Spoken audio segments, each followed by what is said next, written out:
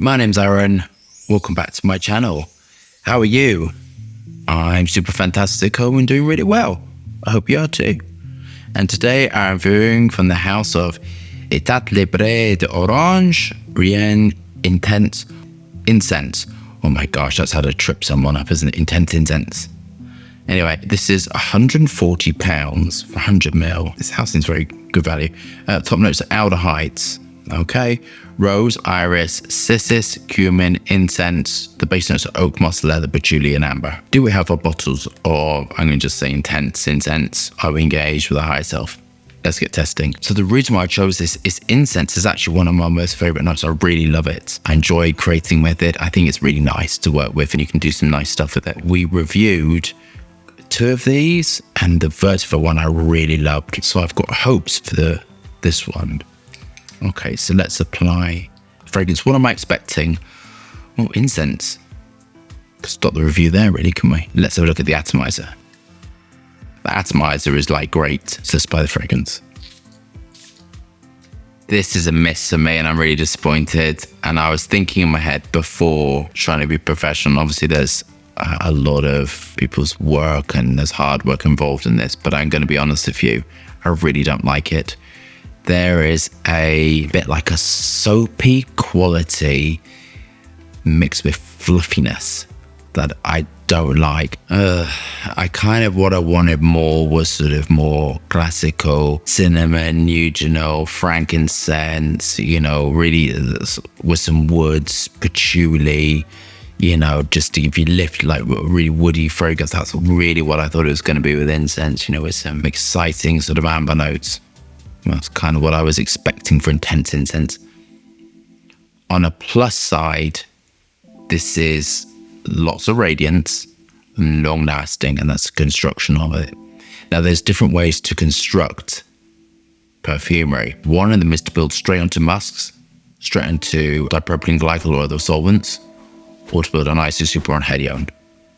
So that's the way to kind of build perfume. You're ever sort of curious. This has been built on Galaxolide, which is a really lovely smelling musk. I don't know who doesn't like Galaxolide. I think it just smells very clean and it's slightly sweet as well. And it's very, very familiar. But when you take levels of ionones, either alpha or beta ionones up very high, what I mean by high is a high concentration of it combined with Galaxolide, you get this sort of, it's like sweet, fluffy, and this is giving me slight violet.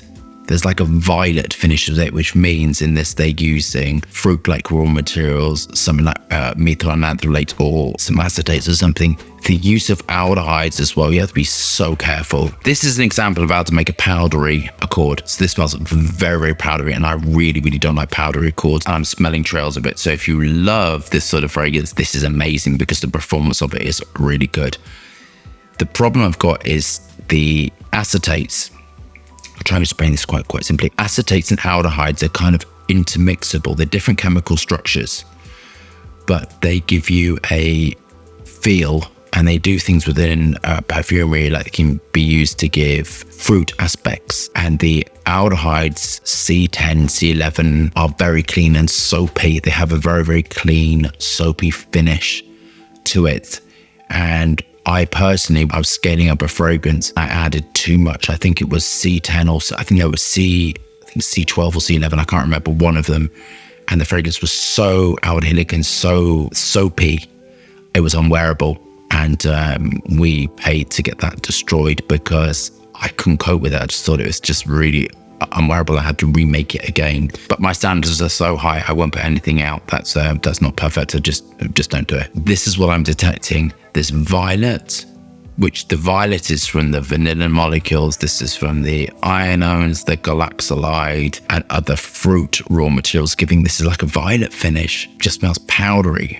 And then you've got through that to try and clean up that powder, the aldehydes, and that's kind of like the top note. It's given me a headache, actually. It's kind of very not my style at all. This is using as well the leather-like raw materials to give it sort of incense. This doesn't smell like incense at all, in my opinion. It sort of smells like powder and leather and I know it's really, really unpleasant. On to my final thoughts.